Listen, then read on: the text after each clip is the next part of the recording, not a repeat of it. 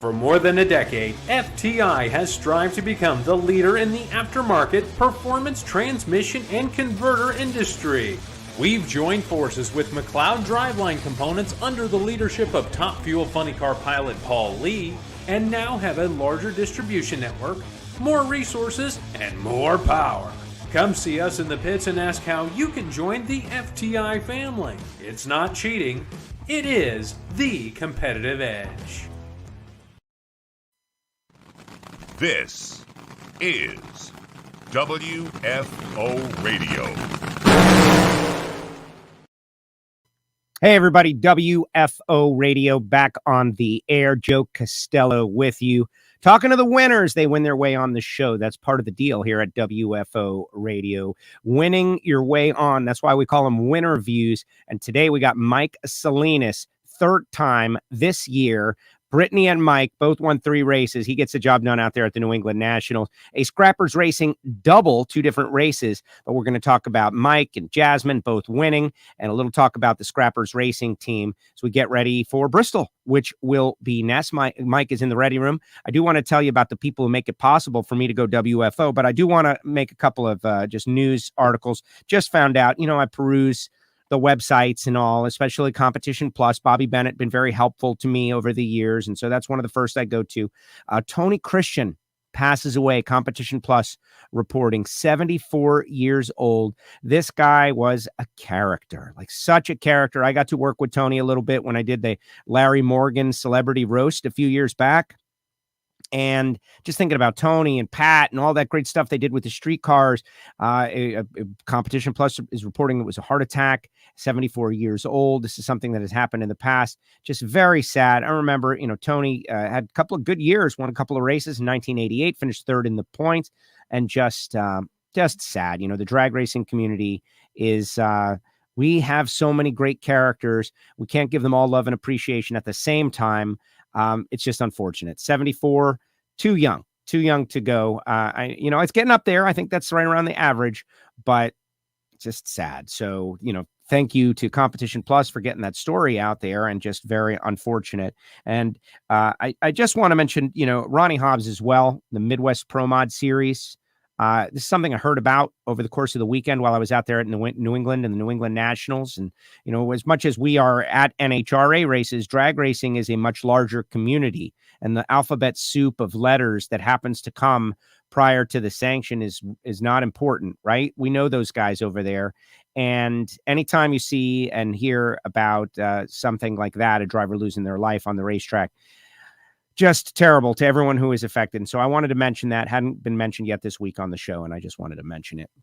We are thinking about all of you guys, and to our drag racing brothers and sisters down under for their Winter Nationals, I want to let you know that we're all watching and we're thinking about it, and good luck. Have a great race. Now, the people who make it possible for me to go WFO before we bring Mike on, obviously you saw a little bit about VP Racing Fuels and FTI Performance Transmissions. We'll tell you about them a little bit later on in detail, but Total Seal Piston Rings, we got podcast episodes for those guys that are very informative. And it's not just stock eliminator. It's not just super stock or super gas or building big, powerful engines for top dragster. They're doing some work even in the nitro ranks, totalseal.com. Go to their website, find out more information, and reach out to those guys, Keith Jones, Lake Speed Jr., for whatever you're planning on doing. And they always say, make Total Seal your first call, not your last call for ring seal. And Phillips Connect, it was Justin Ashley on the other side of the racetrack. We're going to talk to Mike seconds from now, but Jim Epler out there, he's got the technology trailer and making over-the-road transportation safer with their sensors and technology, not to mention more efficient. Go to phillips-connect.com. Later on in the show, I'll tell you about Frank Hawley's Drag Racing School and the Dragster Adventure. And of course, Marvin Rodak, I got some new coffee, baby. Oh, I'm super excited to tell you all about my Rodak's coffee experience. And of course, our friends down under at Torque Calibration Services and samtech.edu, the School of Automotive Machinists and Technology. But now let's go out to, I guess he's in Cali, right? So it's a lot earlier there, but it's still not early. Mr. Mike Salinas. Hello, Mike. How are you doing? Hey, how you doing there, Joe? Third time this year, man. You're like dominating the interviews on WFO. Yeah, we're not doing bad. We're not doing bad at all. Yeah, well, it's kind of interesting. I'm thinking about like who the rivalries are, right? We've been talking a lot about, Steve and Brittany and how's Steve doing and Steve and Brittany and everything. And like you are taking control of that conversation, and you and Brittany are the only drivers with 3 wins. We have to be talking about Mike Salinas. Let's look at it this way. Runner-up at the New England Nationals last year, won the New England Nationals this year. The next race we're going to, you're the defending race winner. And so that tells me that Mike Salinas is becoming an ever-growing part of the drag racing conversation. That's a huge deal. How'd you guys get it done this weekend? Well, basically, we had this last week was a rough week. We had some luck on our side. We stumbled a little bit here and there, but the car was very consistent on what we were trying to achieve for the track conditions and the people we were racing against. So when we needed to pull it off, it did exactly what we needed it to do. Now that what you just described there, we don't always talk about that, but it lies right under the surface. Let's say a crew chief can run, I'm going to make up a crazy number here, 65. You shouldn't always be trying to run 65. You should be trying to run whatever you can get down the racetrack and still win the race against your opponent. And maybe that's a 75, or maybe it's an 80, or maybe it's a 90 in the conditions. And that's something that like experience and, the road course racing guys would call it racecraft, right? Like knowing what it takes to win around. And I think that's what makes, the greatest. Yeah, basically, every opponent that we came up against, you look at the stats on them and you decide what you want to run and what the track will hold, and you just don't get crazy on what you're trying to run to. You can't pound your chest out there. You just got to play race smart. Rob Flynn's smart man, real smart man. He doesn't want to set low ET all the time. He wants to win the race. He wants to go down the track every run. We learned a good stuff at Virginia. What happened in Virginia, car wouldn't go down the track, and taught us a good lesson. So we don't want that to happen again. Yeah, why was that? I mean, I know you can't share like exactly because maybe one of your competitors is having the same problem. You don't want to solve it for them, but to dig back into the data and figure it out and have it work, that's got to be a good feeling. Yeah, no. We actually we had Antron in the car on the following week, and we did some testing, and just what we did with him to check out the car for me and to do some other things with how we leave, it worked out perfect. I mentioned that, but I'd like to know how that comes together. Is it as simple as, because what other sport, right? That, you go to a competitor and say, hey, we trust you a lot. We know you're really good. Can you look at our stuff and make sure everything's cool and help us test? And they say, yes. Now, Antron being his own team owner now, maybe is helpful on that one. But that's what drag racing is, right? In the end, we want everybody to be safe and we want everybody to go down. So talk a little bit about how something like that comes together. Yeah, basically, so what it comes down to is I was having some issues in the car, and we think we got a hold of them. I'm flying out early to do some adjustments on the car, and we're changing some things. Antron, we asked him to look at it because Antron's a great guy. He's a champion out there, and just knowledge that I don't have. And you can't be arrogant in this sport, or it's going to bite you. And you can't be embarrassed to ask for help. So basically, we asked Antron to come in, drive the car, and while he was driving the car, we got to do some data on the other stuff that we're working on that he wasn't appraised to, but it still worked. We killed 2 birds, 1 stone, and he came in, drove the car, and he said, "Wow, good car."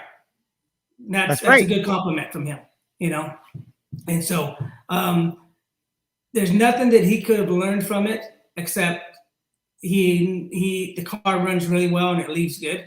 And the other part, he saved our butt on some stuff because he basically brought some things to our attention. And the nice part is, out here in the drag racing world, we have to take care of each other because the sport is having a hard time out there.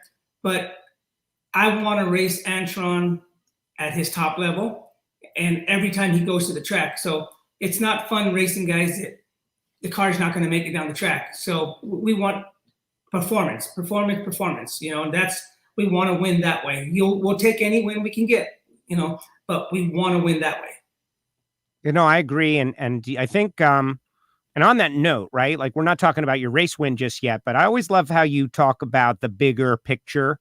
And I think that probably comes from your success as a business person, that if we don't have a successful playing field for people to get involved, then we won't have a sport and we won't be able to do it. So we've got to think big picture. Bobby Lagana does that too, helping out other people. I know that Luigi Novelli's car is going to be out there, I think, in Norwalk, and Mike Booker's going to drive it. And they've helped out those guys to get things going again. We need more cars and we need to be helpful. And so Antron helps you help Antron. There's like a little network of everybody working behind the scenes to make this sport bigger and better. As you said, buy runs or guys blowing the tires off. That's not cool drag racing. It's not nearly as good as what we saw out there on Sunday. Well, it's not what the fans are paying for, and it doesn't build the sport. And, like on the flip side of it, we go to Schumacher. Schumacher helps us a lot. John Force helps us a lot. All these different teams, we help each other. And we as a group, if you are on an island out here and you're that arrogant where you're not going to help anybody, accept help, you're going to be on an island and you're not going to do good, because everybody needs help eventually. So yeah, but the coolest part about this, we'll help each other up until we get to that line. As soon as we fire those cars up, you're on your own, and you better have your A game. Yes. Well, you did have your A game. Let's talk a little bit about that. We qualified third, had to go up against Nitro Joe Morrison. Speaking of one of those up and coming drivers that is fighting and clawing his way up and getting new parts and pieces. And I remember a few years back, Joe was like, I'm going to get licensed. And I was like, all right, man, I can't wait. And he did. And next thing you know, he's got a ride, and they're semi-regular, and now they're going quicker. And he was giving you a run until he burst into a ball of flames. But that was a good run until the 8th mile, I would say. He went 409 at 228. But you got around him starting off a day that would end in the winner's circle. Tell me about that round one matchup. Yeah, for us, that run right there, we kind of planned not to we didn't want to spin the tires. We knew that other cars went really well down the track. But for ourselves, you have to play your game. We're not Brittany, we're not Proc, we're not Antron or anybody else. We played our game, and that's what got us through first round. First round is the hardest. The rest are not as hard, to be honest with you, for us, because if you go out first round, it's a tough deal. I mean, look at Steve. Steve, that was uncharacteristic, but it happens. It's just one of those things. You need to really. We learned this from Alan and a lot of the other guys. The strategy that you use to get to the finals is a big deal. You don't just go drag your stuff up there every run. You look at how they run, what their times were, what their reaction time was, and let none of that get in your head. Let the crew chief, the mechanics, everybody do their job, and you go do yours. And if you do it right, you're going to prevail. Yeah, it's every sport has evolved over the years. It's not just some guys showing up at the same location and running as quick and fast as they can every run down the racetrack. That's not what it is anymore. It's much more deeper than that. Steve's out there. He says he enjoyed your last interview on WFO, that your appreciation for the fans was really special. We got a lot of people signed on just to say hi to you, which is super cool. That second round of racing was against Leah. That's kind of cool. The Tony Stewart team, they're moving in the right direction. They were lost for a bit last year, but now they're back running well. And she's, trying to step up, right? And you were able to get off the starting line first and ran a 74 to her 80, and you put her on the trailer in round 2. Yeah, you don't count any of them out. They have a good organization, great people over there. They are coming. So think about this. Everything is a test session up until the countdown. And if you look at it that way, everybody's testing. They're trying all their different things. Of course, we want to win, but I want to win the last 6 races. We're learning a lot. We're learning how to win. We're learning how to go rounds. We're learning how to make sure that the driver, everybody has their head in the game. And look, Leah has a lot on her shoulders. She's expected to do well. And make no mistake, she's a good driver, smart girl, smart young lady. She's gonna do really well, and she'll get there.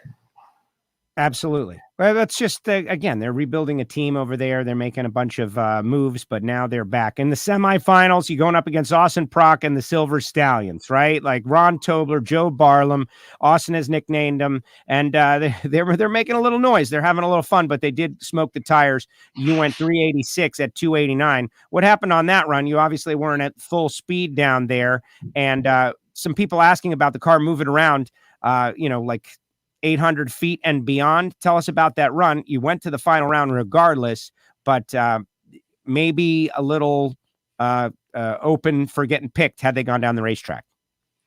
Yeah, basically around 600 feet, the car started to break loose a little bit, and I had to throttle the pedal a little bit, mess with it just to get it down. But that's what I was saying, that we got lucky because Austin's car has been running good, but our car slowed down because there was an issue with, I started to spin the tires just a little bit. I caught it really quick just before it puffed them and, just feathered it and got us down there. And go to the final. Simple as that. Anytime you go to a final, it's a big deal. But you were in the final at this race last year, right? You ran Billy in a Capco team. And so going to the final round at the same race back-to-back years, there's got to be a feeling of I've been here before. And walking away as runner-up is not good enough anymore. Tell me about the prep against Justin and the Phillips Connect team, Mike Green over there, and how did you strategize to get down the racetrack? You ran a 72.9, which was the second lowest ET of the day. So to me, you knew you had to step on it because they could step on it, and you took the win.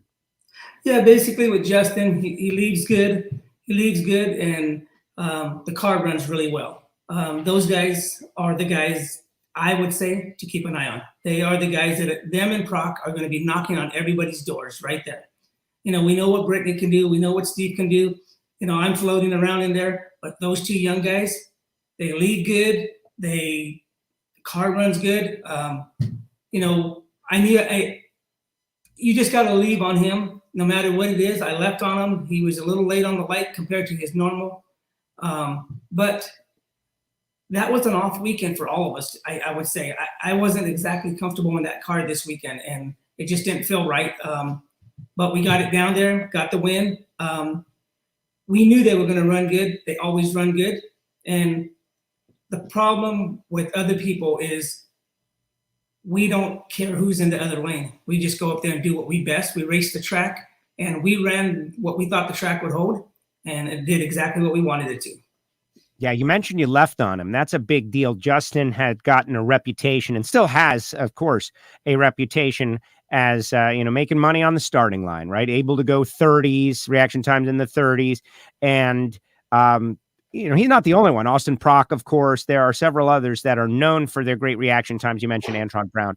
But everybody's got to step it up, and you've been able to step it up. And you did leave first in the final round, and you took the win, and you were able to build on that runner-up from last year. And that's kind of what I'm keying in on, is this team is working its way into being a championship contender. You've referenced the countdown a couple of times. You've referenced the championship. This is winning races, is a confidence builder into that. You're not going to win the countdown if you don't have the confidence to think you can. So talk a little bit about winning the race, obviously, and the conversation with Rob and the guys afterwards, now knowing that you're not only a contender, but maybe one of the favorites. Well, with Rob brought a different persona to the team.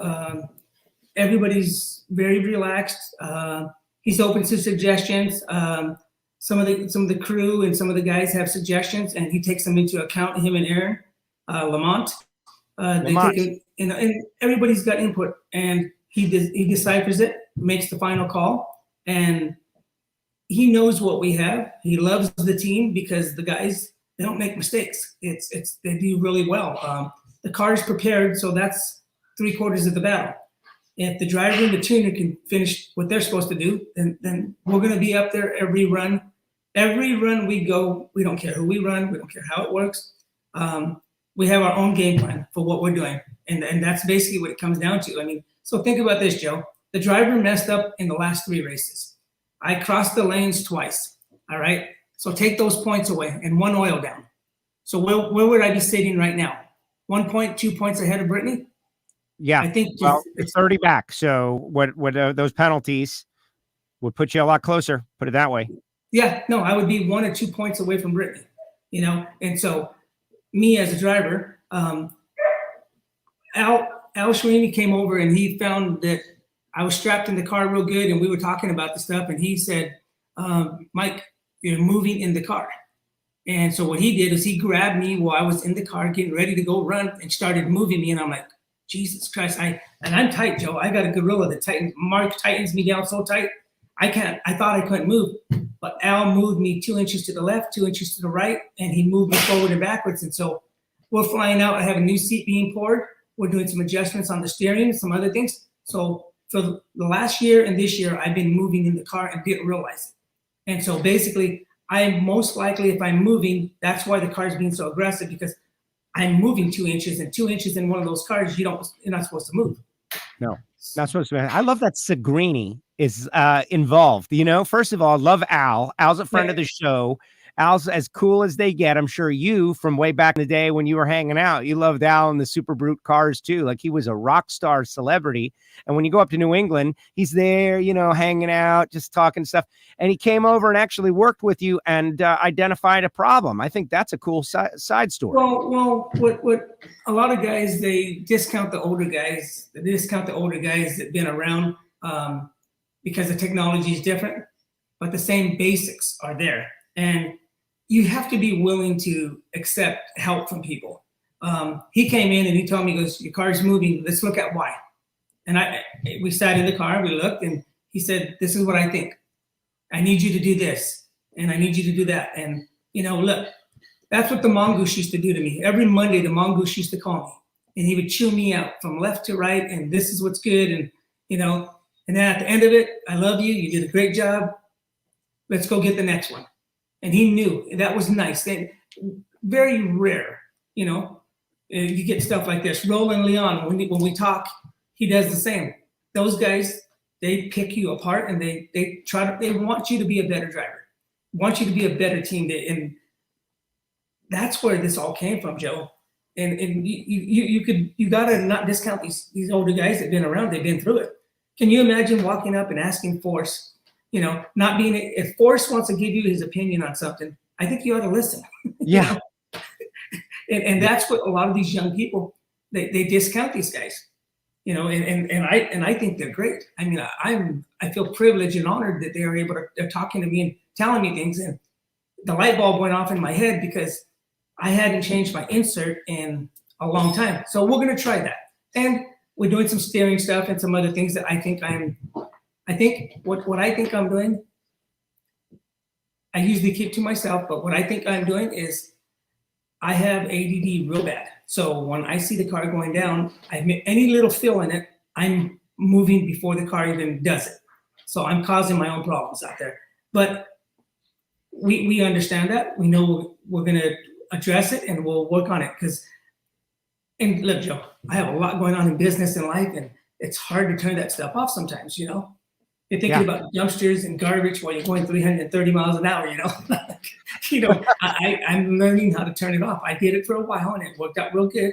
So I just got to get my mindset back and figure out how to go play with these guys and have fun. A lot of these people, this is all they do. They go race. Well, in the real world, I'm a working person. From driving trucks to loading trucks to running different things out there and helping the company and doing other things. You know, it's just, that's why I do so well with the fans. Because I'm one of them. I'm not one of these guys that's up in front and up on a pedestal. We're working people. Right. Yeah, well, the last time you were on, you were getting ready to go to a big garbage convention and learn about the newest technology and garbage removal. And I can imagine we spoke about it with Erica yesterday, in fact, and I encourage everybody to go back and listen. We were talking about Mason McGahey, who's 20, right? And we compared it. The analogy I came up with was when you buy a new computer and it's got an empty hard drive on it. And, at some point, like you're loading it up with different things and it slows down a little bit because it's got to manage all of those different things. And in someone like in your situation where you're running businesses and you're dealing with the family, you got a whole bunch of stuff. Everybody's got stuff. You got a lot of stuff, Mike.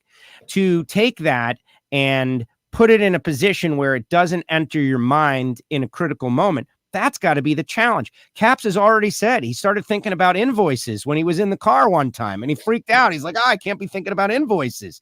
But your brain thinks about what it wants to think about. And you have to control it.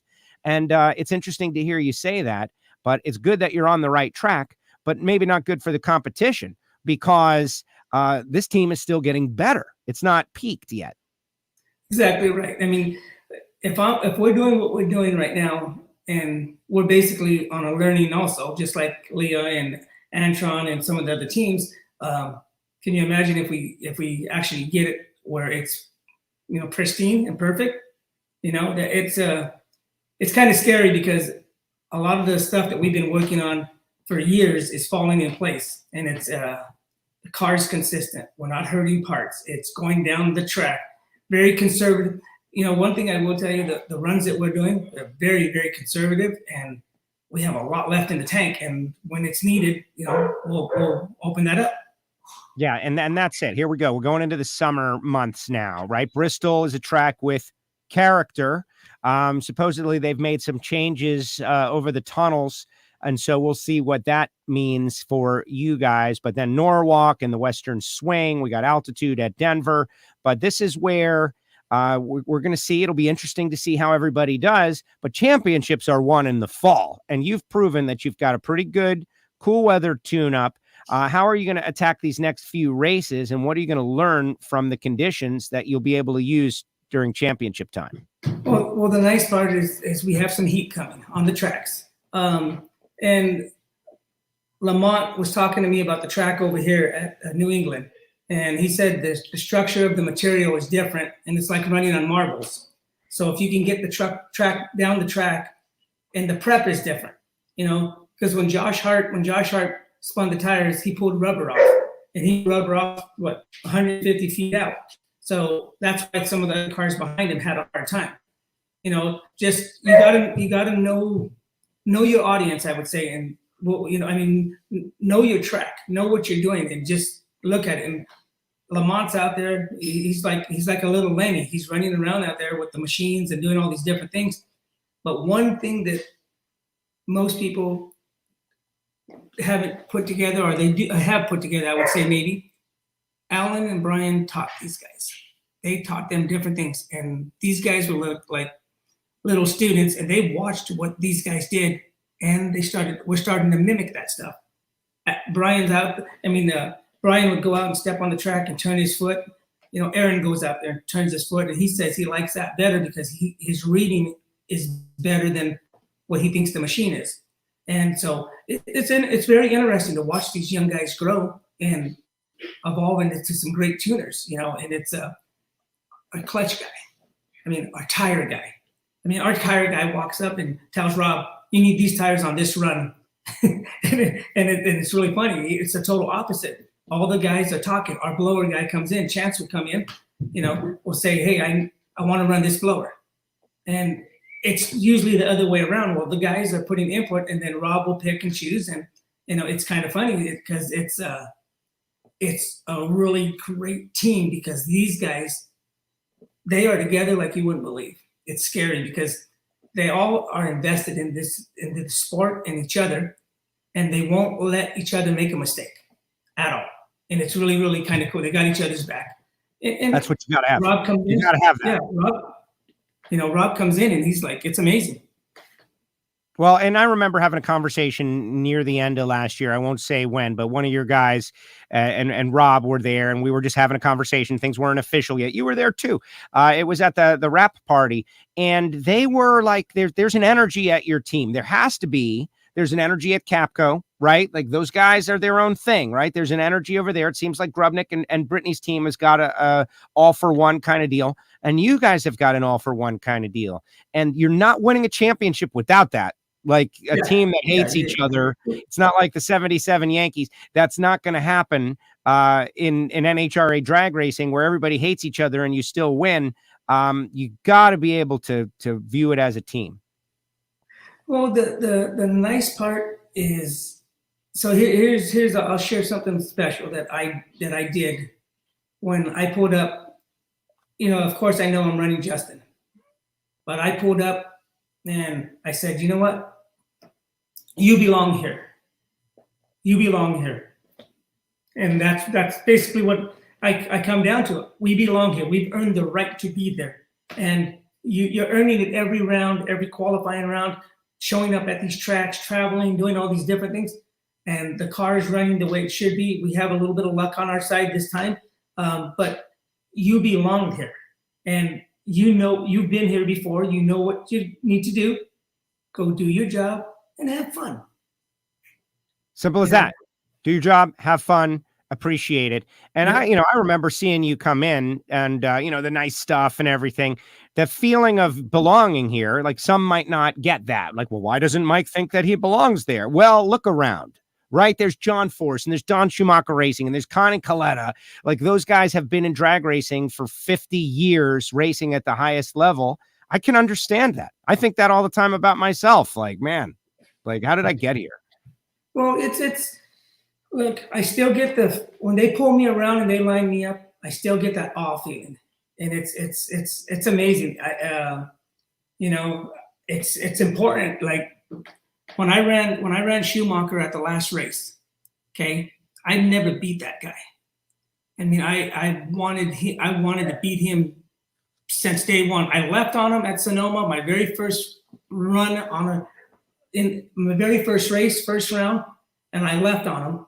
And so back then, I don't like quitting and I don't like losing. And I have 4 daughters that are watching their father try to succeed at stuff, and that's what means more to me than anything. But I do not forget things. If I lose, kind of better watch out because I'm not going to quit and we're going to keep coming. And it took me how many years? He went out of racing, came back into racing, but I never got to run him until then. And so those little achievements to everybody else don't mean anything. It was just another run, but to me, it was the final run in the World Finals. Right. Then nothing else mattered. It's a chance to go at Tony Schumacher, and those chances are limited, and you were able to get him. That's amazing. Yeah. You mentioned your daughters, the double. Okay, so in the media center after before I go make a thing, I loaded this. I want everybody to see. This is the track surface at New England Dragway. Okay, the aggregate is very different. I had noticed that, Mike, like the concrete, the aggregate, the fact that it's old. This is the bear. This is outside of the groove. Kind of on the starting line, but that is not the typical. Like he said, it's like running on marbles. I guess that's granite chunks or whatever. But for those that wanted to know what he's talking about, look how much the aggregate is part of the overall surface as opposed to the, concrete mix that holds it together. It's very unusual compared to everywhere else we go. Now, Jasmine, you guys had a double and the media center. I didn't really know about that. We hadn't gotten the word just yet. I guess you had just gotten the word that she had scored a victory out there in Norwalk. And that's a milestone for the family. Oh yeah, no, it was big. It was really big. To watch your children do well, in something that they're inspiring to do. It's very, very important. And we have this thing in our family about, until I won a race, I didn't have a say-so in anything she did in the car. Because the proof is in the pudding in our family is if you win, then you can say something. Until then, you haven't won and you haven't proved to everybody else in the family that you can say anything. So I get to say a couple of things now. So that's nice.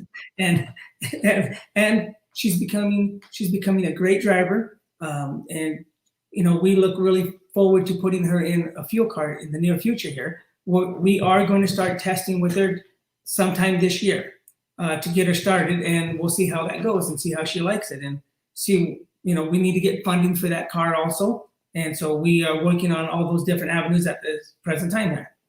This guy's great at giving interviews because he leads me into the next subject perfectly, right? Like I want to talk about Pep Boys and how you've been, you're doing your job as a sponsored driver. Like you're going to do stuff, like you're going to meetings, you're signing the autographs. You realize like a part of a sponsorship deal is you have to do stuff to promote that sponsor. And I'm going to get that. But you did mention to the crowd that the next time you see them, you'll have 2 Top Fuel cars. You said that publicly on the stage referencing Jasmine. I think that's exciting, and that's kind of a public announcement you've made. She's going to start testing, etc. But you told the people in New England that the next time you see them, so we can assume the 2023 New England Nationals will have a 2-car scrappers team. Does that sound right?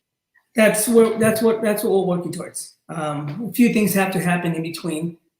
She has to want to like it, and she has to want to love it. I think we have that covered. I think she loves it and she'll like it.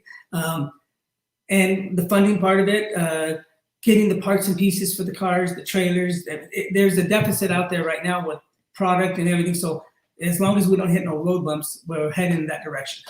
Exactly. You might not like it, but you better learn to love it because it's the best thing going today. Woo. Yep.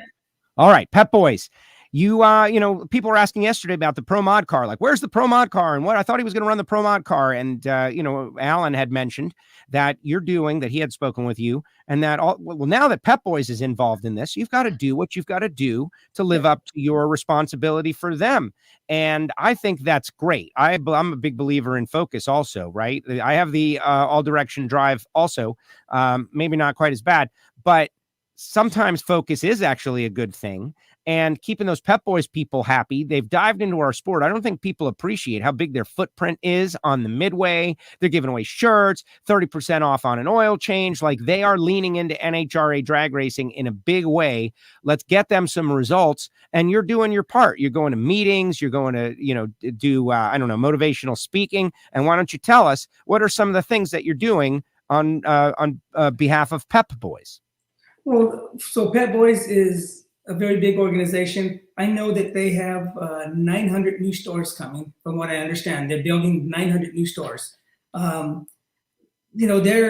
They're great people, good old-fashioned business, team players. They love the military. They love military people. And they're an epitome of sticking together and being a team.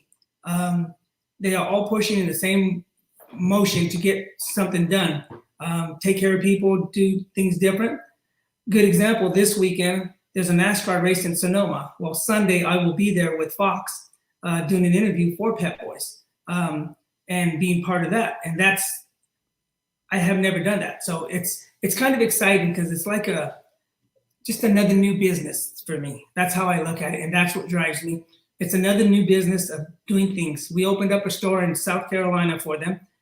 We brought the car out and stood out there, and they cut the ribbon, and it was really, really a nice thing to do. And they showed us the template of what they're building and where they're going.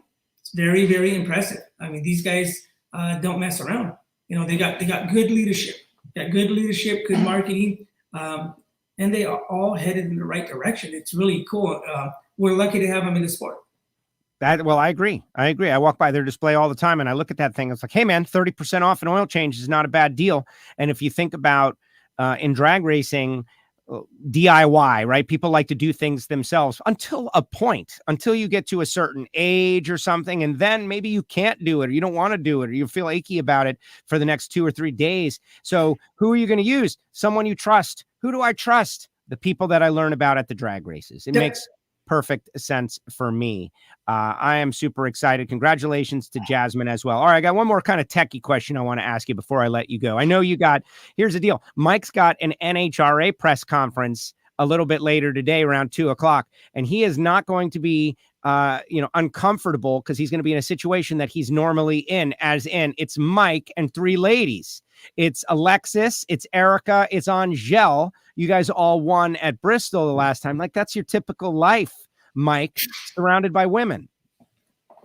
Yeah, well, I grew up with 5 sisters. I have 4 daughters. My wife had 5 sisters, so I've been around women a lot in my life, and it's actually a good place to be. I learned a lot about men by being around women, and really different perspective of it. And when you have 4 young daughters that are aspiring to do great things, and you learn a lot. You learn a lot.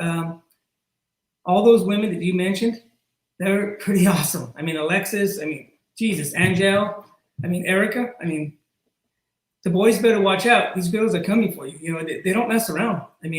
And the thing that I do notice about women is, they are driven harder than men. They don't mess around. Like Jasmine, our goal is to race each other, and I just don't care about everybody else. I just want to beat her in a top field car. In a final round, like Steve and his dad got to do. That's all I want to do. And then I think that would pretty much top my thing off, beating her. If she has a car that is equivalent, if not better than mine, and just cutting a good light on her and just beating her. And that's our family thing, that we need to beat each other. Same with Gianna. I got to jump on a bike and get prepped by Matt out there to learn how to ride it, because I want to race Gianna. Official, unofficial, I want to race her. That's awesome. I love how you guys compete within the family. I think that's great. I wish that Gianna would run a Top Fuel car instead of you getting on a Pro Stock motorcycle, but that's a different discussion for another day. So speaking of the ladies out there, right? And we do look, nobody likes this kind of stuff. It's harder for the ladies. It's harder for the ladies. We just had Erica on yesterday. It's harder for the ladies. There's a lot of people out there that are, weird people, and the lady racers in many ways are the focus of attention for some of them. It's just a bizarre situation. They got problems that, I don't have to deal with and I don't understand. But Brittany Force, right? Let's talk mile per hour. Steve told us in the media center that they're working on their tune-up because the way that Grubnick is running that car, the back half speed is causing problems for people because they're so fast that they're able to outrun anything that anybody gets down low. And so Steve said that in the media center publicly, that's causing us to rethink some of our stuff. What about you guys? How do you size up your competition, in particular, what David Grubnick is doing with Brittany Force and their speed program, which has been top speed in the meet at every race. Force cars, all Brittany won Austin. Yeah, Steve was spot on. He was spot on. But if you look at the numbers, okay, so certain runs that we've done with them, we are right with them. And we start at the top end is we have a few numbers that are better than them at the top end, and then Grubby comes out there and he does something amazing. But look at where they started. Doesn't matter who her father is. You still got to drive the car. You still got to tune it. You still got to do all these things. Okay. The funding does help, but they're human too. Okay. So Grubby is the pace right now. Everybody is rethinking their programs to try to make the mile an hour. If you're in the 330 plus, you're getting close. But when you run 337, you're up there. It's all of us. We look at each other like, it's impressive, and he has everybody's attention. She is the car to beat. She is the fastest car. If you run your race, they're going to run good. They are not going to run good. So look at how many times that car has spun the tires. Not very many. That car is running really well, just like when Steve was dominating. Okay, but when you have the champion looking at other things, it's a wake-up call, because everybody's game has come up. Everybody's game has come up, and you literally have to reinvent the wheel and make it faster and make everything. So like the guys that were tuning before that were the top dogs, look at the changing of the guards. It's changing. Don't count any of them out. The Coletta cars are coming. Don't think they're not coming. Smart people over there. Believe it. Everybody's waiting. All of us are waiting like, ooh, baby, we can't. It's going to be fun to race them. It's going to be fun, but we know they are coming because little mad scientist over there, he's he's working on this stuff. And like right now, while we're doing this stuff, you think he's not thinking about all these things? They won all those championships for a reason. They're not past their time. I mean, anybody that thinks like that is foolish. These guys are coming. Wait until the countdown. It's going to be great for the fans. Yeah, super exciting. All right, one final thing. And someone mentions, Bill is out there. I have so much respect for Mike and Monica. Monica, like, I don't know if she wants us to say this or not, but it was on social media, and so it's public knowledge. She graduated from Harvard University. Like, okay, so I am like, I want to be around smart people. I want to be on. What kind of people would you like to be around? Smart people, because maybe I'll learn something, or maybe at the very least they've got a lot of knowledge. Like, to graduate Harvard after raising a family or while raising a family. But I think the girls are pretty good right now. But like, that is amazing. Like, I know you guys do drag racing, and I'm like, wow, I'm proud of that. I know her. What is that like for you? Right? Like, she decides, you know what? I want to do this. I know it's in like global studies and conflict resolution, like a really important subject that, especially right now, you think about wars over there, and like, that's, wish we had more people that knew about that stuff. But what's that like for you? You've got to be so proud. Oh, beyond proud. And Joe, her and I we started dating at 16. So she was a smart cookie. I was a kid from a poor neighborhood, and she was a regular Leave It to Beaver family. They were nice people. They came from Indonesia and Holland, and they got a chance in America, but they did good with it. And she is a smart person. Everything that woman touches is she's amazing. I think one of her biggest mistakes was with me, because it's amazing when all of our finances, she double checks them. Pretty smart woman. All of our attorneys, all of our people that we do business with, she double checks their work, and kind of scary because she picks it apart, and she just has the best interest in the family, and so we could move forward and work. She is amazing. I mean, she's like it's hard to say. I mean, I can't even spell Harvard. I mean, come on, it's one of those things. It's like I'm a working guy. We're two opposites as far as that. Her and the girls, they're intellects. Myself, I'm old-fashioned, working hard. You ought to hear the conversations at the dinner table. Or when we have a family gathering, they were having a spelling bee at the last one. I'm in the front room, and they're having a spelling bee of words that I never even heard before. And I'm like, Jesus, and this is fun for them. So they're very, very intelligent. And then when it comes to me, all of them, I ask questions all the time. What does that mean? That's the biggest question I ask all of them. What the hell are you talking about? Because I don't understand and they do it in layman's terms, and it works. But no, very proud of her. A lot of years together. It's amazing. Smart woman. And the part that I like is when we go out racing, she can see who's out there for the good and for the bad. And she protects our family. She just protects our family and her girls. Because, the girls, we have a lot of keyboard people that don't say nice things about the girls. They think they're little rich kids, this, that. And you know what, Joe? My kids work. My kids work. But one thing that Monica taught the girls, ignorance is you don't even pay attention to it and move on. Right.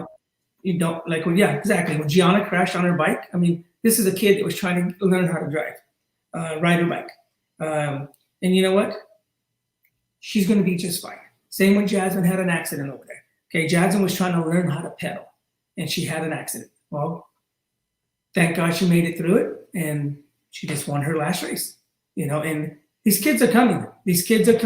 We've been called hobby racers, part-time people, this, we're pretty, we got 7 rigs out there, that's not part-time, that's not a part-time team. I have my daughters in it, we're having a great time. I would say to all those people that are not really nice to the young women out there, take a look in the mirror while you're punching that keyboard. Where are you sitting? What are you doing? What have you done to improve? And what have you done to improve America and people? That's the thing. We are Yeah. all supposed to take care of each other and do well, not hurt each other. Yeah. We don't have time in our lives for drama and the rest of the stuff like that. We really don't, and that's how we prevail and move forward. The people that sit there, I could picture guys that are talking and saying those bad things. It's a person that has a beer in his hand and he's not doing very well in life and he's not happy with his life. Right. They need to get some closure and get some happiness and move forward. Because Amen to that. Amen to that. And that's bigger than drag racing, Mike. Like, that's everything. Like, you only have so much energy each day. Like, energy. What are you going to do with it? Is it going to be something good or is it going to be something bad? Is it going to be a positive, uplifting statement? Like, hey, this is, something that you're doing well and do more of it. Or is it going to be a negative statement like you are negative? And you can see it right away. It's real easy to see who those people are. And I'm real happy that in our sport, like the majority are positive, but those negative people, man, it's kind of, they get all the attention for whatever reason.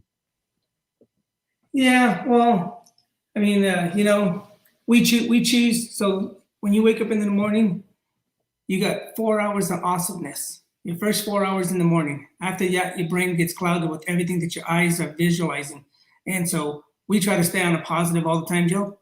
And don't let nobody take your happiness, because you know what? We're lucky to be doing what we're doing. And every day we have a great time. And I mean, think about this, Joe. I mean, I was a guy that started out however I started. Okay. And you know what?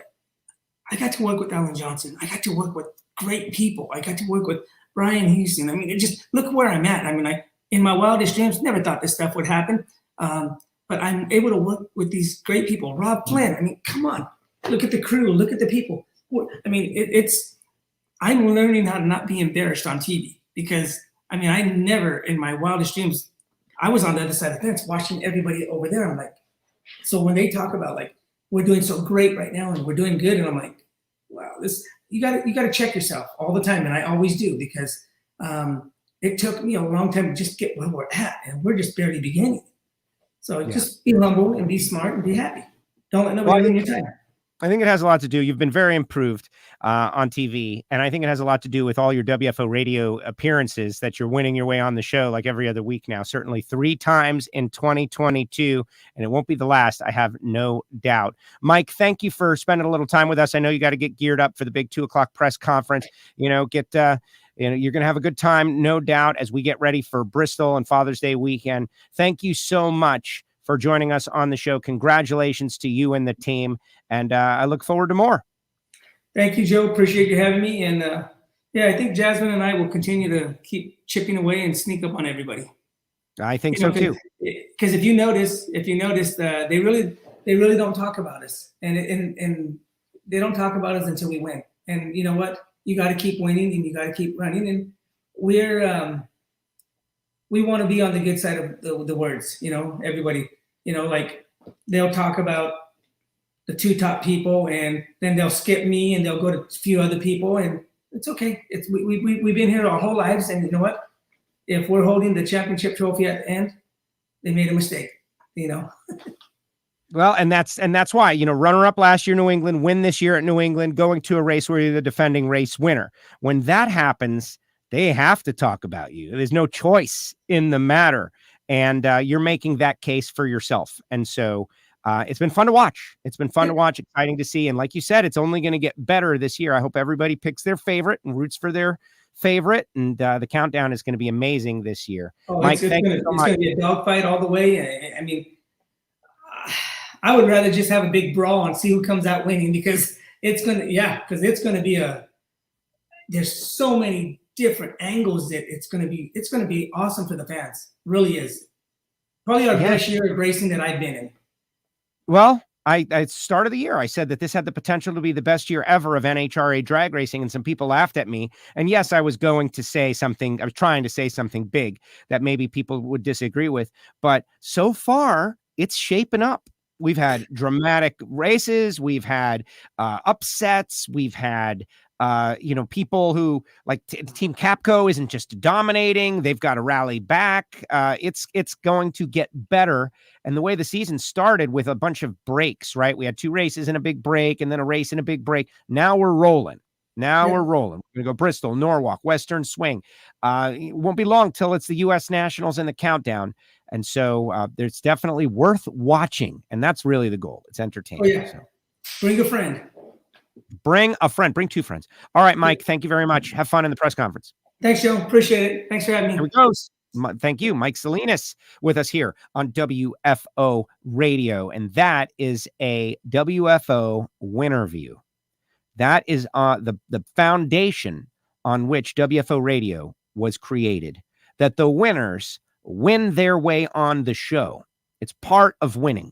You get the check, you get the Wally, you get to be on WFO Radio. Now, we have other guests that are from time to time that aren't winners, but we always fight to get the winners on. And look at Mike right there, to use the platform. We spoke with Mike for 50 minutes. Mike spent with us. And, you know, I'm giving him a chance. Like, if Mike, you know, if you want to go, you got to go do something. This guy's busy, right? No, he's got things he wants to talk about. He's got things he wants to put out there into the world. And like what he said, we got touched on the subject with, you know, what the lady racers have to deal with, the girls out there. You know, there is something to be said about thinking about that.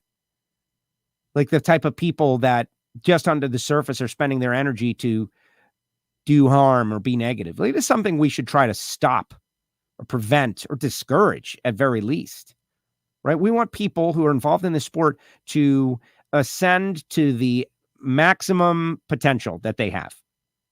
The teams, the drivers. Look at Antron. Antron is a team owner.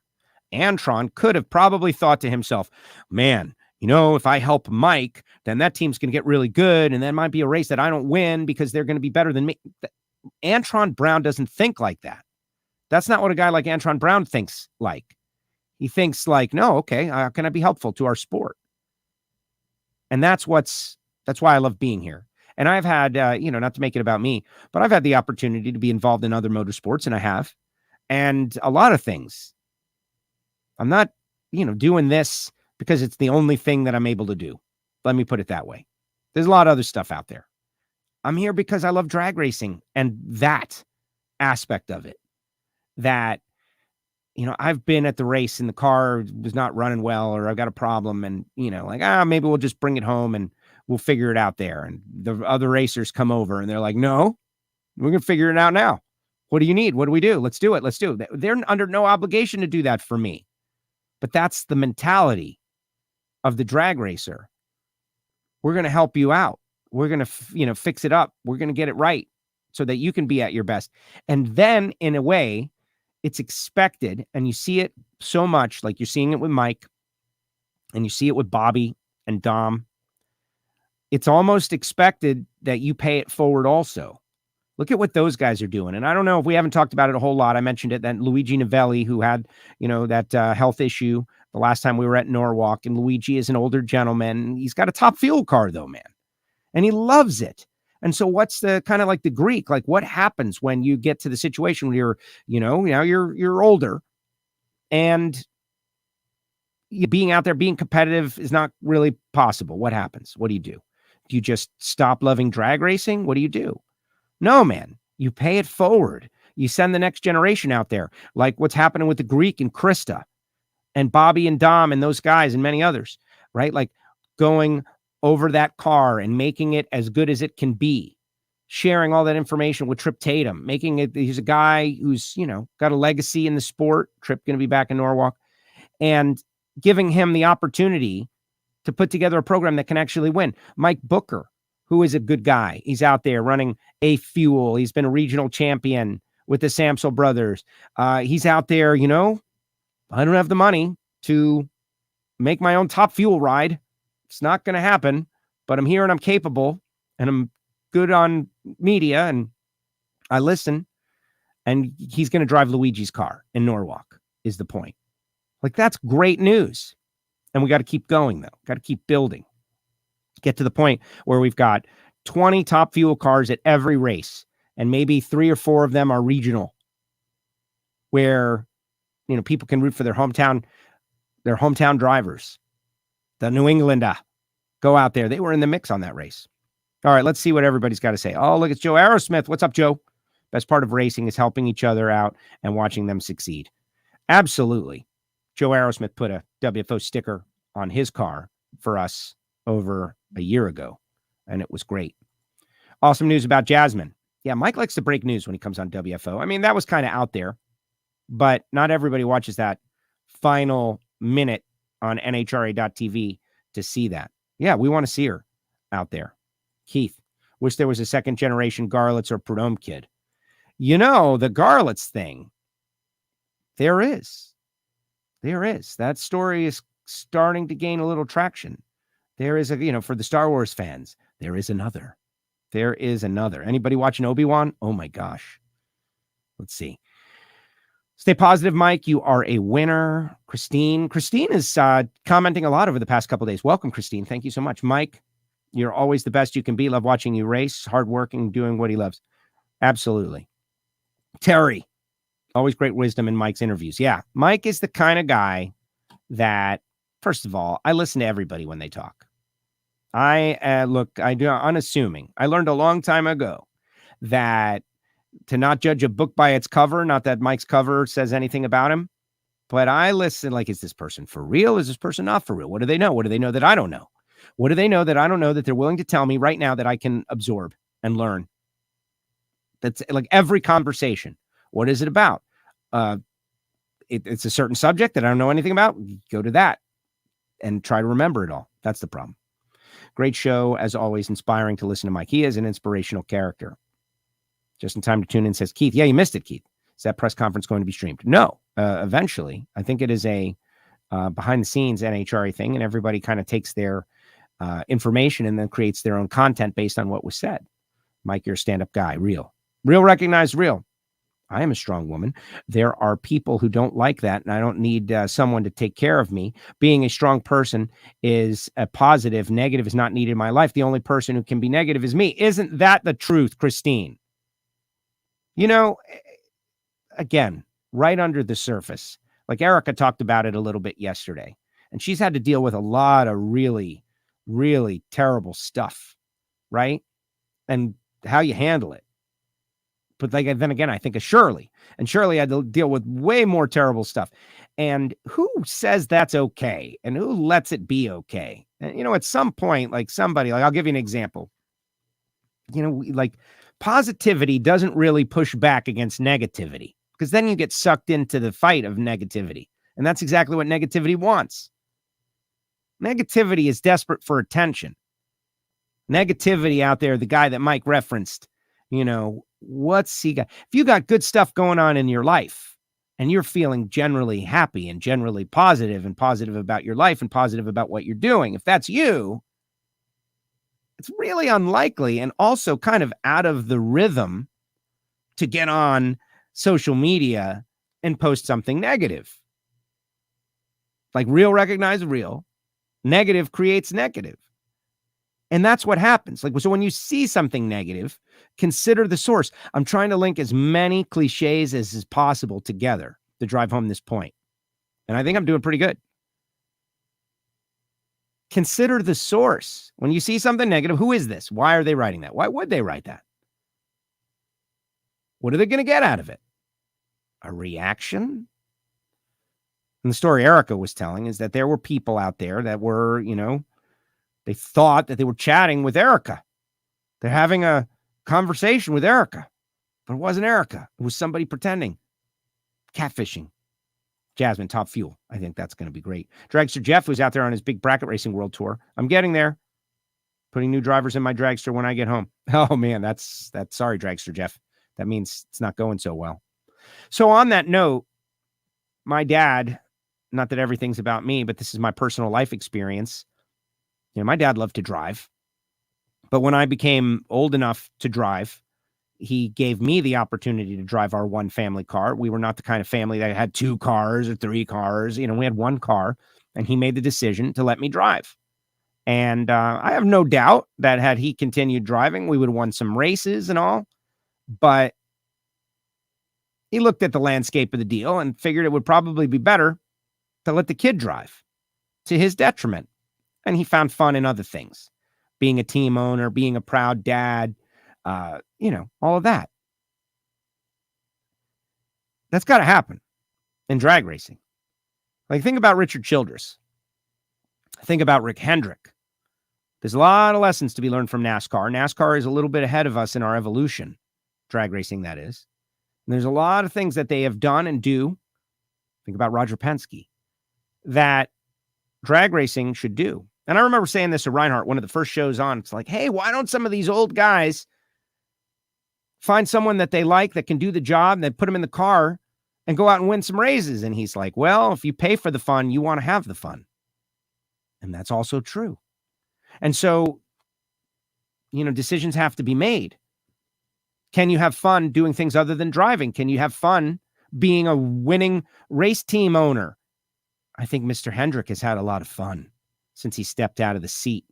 I think Richard Childress would not be the Richard Childress that we know today, or Roger Penske, had they not realized, like, if I drive, we can do good.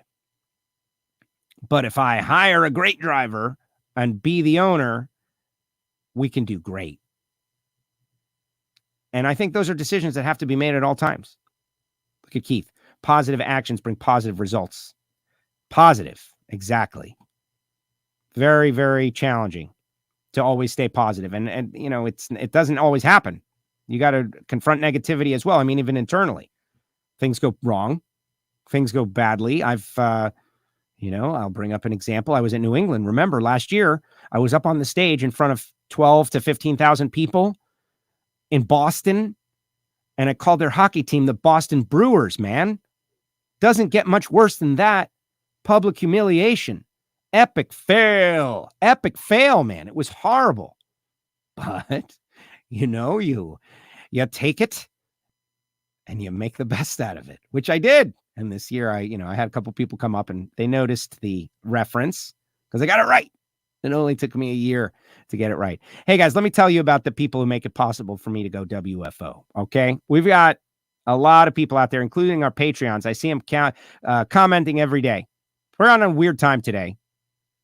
First thing in the morning on a Thursday, 12 noon, Mike, 9 a.m. But the Patreons are always there. They are our VIP membership club group behind the scenes. They pay money for this. We're going to have a Patreon meetup at Indy. We're going to have a Patreon meetup in Vegas. And they are a genuine community. You do not have to join. It's not mandatory by any means. They do get some extra bonus stuff, but they are all helping out the show. And I appreciate it. There are yearly memberships. And I have got a new thing that I'm going to start doing to make sure everybody gets their swag right after the show today, because I will be home this weekend and able to do that. Patreon.com/WFO or WFOradio.com. I mentioned Marvin Rodak. This is what I wanted to show you. I got some new coffee in. Thank goodness. And so he sent me this Sumatra aged organic reserve, right? Look at this. Full bean, kind of a rustic bag. They're not all this way. Talked about the Nitro Joe Morrison blend yesterday, but I am so excited to enjoy this. But this is what the habanero endorphin booster hot sauce. I could live my life without Rodak's coffee. It would be lesser, but I would live. This stuff, I don't know. I don't know if I could continue to exist without this habanero endorphin booster. There's 4 flavors, but this is the one that just speaks to me. So I was out for like 2 weeks. And I don't want to always call Marvin the second I get out of something. Right? I don't want to extract too much of a toll on the hot sauce. But fortunately, he sent me some and I'm good. 817-924-6821. RodaxCoffeeandGrills.com. Frank Hawley's Drag Racing School, the Dragster Adventure. You ever wonder when you're watching WFO, how the heck did these people get to be the way they are? How the heck did they get to be the way they are? Driven and determined and all of that. Go drive a dragster. It will unlock new things in you. And I'm not joking about that. Really. There's something about maybe the speed or the acceleration. The average person's, body doesn't get to go through that anywhere. There's something to it. And Frank has got a way for you to enjoy it and experience it and go through the process. It's called the Dragster Adventure. Go to frankhawley.com to find out more information. No joke about that, by the way. Think about it. What speed and acceleration and what it does to your body and what it does to your mind. All of that. And look at the people. There's something to it. They're go-getters. Samtech.edu, the School of Automotive Machinists and Technology. Start your education at full speed. Block and head and CNC programs. Become a machinist. Talk about giving back to the sport is becoming a young person with a great career in the sport. Samtech.edu. Phillips Connect. Jim Epler's got the technology trailer out there. He was on the show a couple of weeks ago. So cool to hear him tell his story. And then Mike and Justin in the final round. Justin getting max exposure for Phillips Connect. Check out their website. Total Seal Piston Rings. Smart people. Being around smart people. All right, I challenge you. You don't have to listen to every episode of Hidden Horsepower. You don't have to do it. Listen to this one. Dr. Mark Malberg, digital metrology. We're talking about surface finish at the microscopic level and how our technology has advanced so much that now they can make custom surfaces. Before it used to be like roughness. And you try to seal an engine with roughness. Now they are to the point where, well, what surface is the best? What roughness is best? Like what will help us achieve our goal? Holding oil, but not too much. Perfect example, talking about OE technology. When the piston gets to the absolute top of its travel in the top dead center, right? They want the last, micron of oil to be gone on that travel up the cylinder wall. They want it to be gone. So then when the spark plug ignites, no oil is in the cylinder to be burned, which is what causes, bad emissions, increases the efficiency of the engine. And so hearing he and Lake Speed talk about this stuff, I was trying to hang tough in there, but it was difficult. You want to geek out on some stuff? Check out the latest episode of Hidden Horsepower presented by Total Seal. Great stuff. VP Racing Fuels, Lubricants, Fuel Additives. Had our interview with Freddie a couple of weeks back. We're going to be putting that up on YouTube, breaking it out real soon. But join them, go to their website, hit the newsletter, find out all kinds of information. And FTI Performance Racing Transmissions and Torque Converters. Still got to reach out to Greg and get him on the show to learn a little bit about what they've got going. I'll be excited to see Paul Lee back at the race Father's Day weekend. FTI Performance, Transmissions, Torque Converters, and they even have their own transmission fluid, which is a bit better. If you want some free WFO stickers, send a self-addressed stamped envelope to this address, P.O. Box 848-353, Pembroke Pines, Florida, 33084. And the Ignition Show was supposed to air on YouTube. I never put it up, but we're going to put it up real soon. All right, let's see what the final comments are, and then let's bounce on out of here and have a great weekend because this is the last show of the week. That's a great sauce. It is. It's the best hot sauce I've ever had in my life, honestly. And I know everybody else has got their hot sauce, right? I know everyone's got their hot sauce. But this one is next level. It's a totally different deal. I'm a hot sauce person. It's warm, but it's not too hot. The endorphin part of it, it couldn't be better named because, we're all searching for endorphins. Come on now. Great show as always, bud. Chris Monahan, what's up, brother? Bringing new drivers to our sport. You got to do it. Ant Dog, this guy runs BMX, is out there repping WFO in his BMX races. Thank you, Ant. Appreciate you. Monica, but you lived to tell the story. Yeah, the Boston people didn't kill me. And that was after, this year, we were, it's funny. I told Reinhart the other day, or I don't know where it was, but you ever get in a fight? I was talking about getting in a fight with a kid at the YMCA, and at the end of it, you respect each other a little bit more.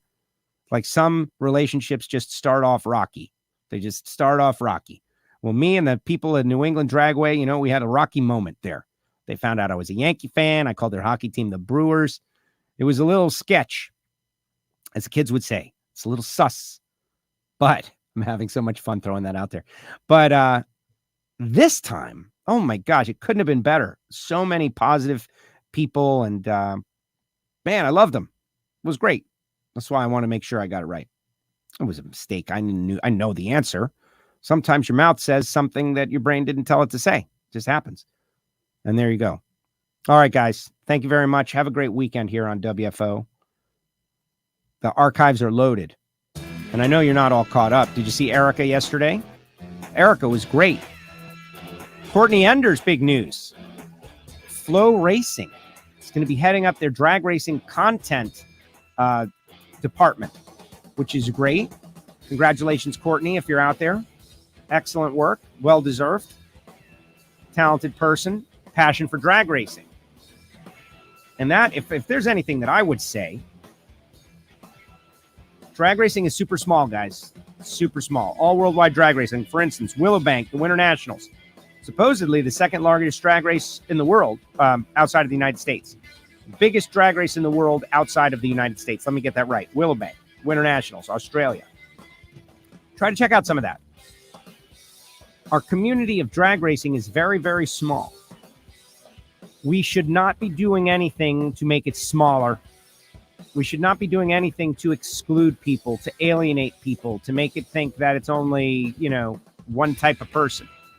There are so many people in the world that have never even been exposed to what we all love so much. It has the potential to grow. It has the potential to grow a lot. But you got to reach out and reach out beyond and get new people and show them. That's why when you see these celebrities out there on the starting line, like you're darn right. We are reaching out to people to showcase what our sport is all about. You can bet on it.